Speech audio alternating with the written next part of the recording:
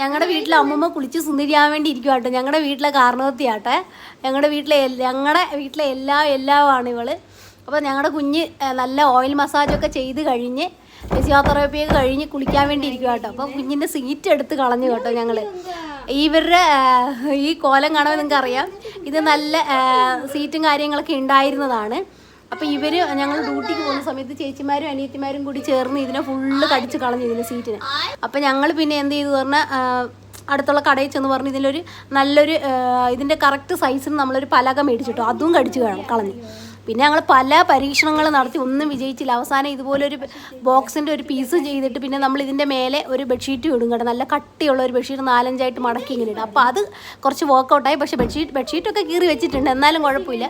ഇപ്പോൾ കുഞ്ഞ് ഓയിലൊക്കെ തേച്ചേക്കുന്നത് കാരണം അതെടുത്ത് മാറ്റിയത് കേട്ടോ. അതിൻ്റെ വിഷമത്തിലാണ് ഈ കുഞ്ഞിരിക്കുന്നത് കേട്ടോ.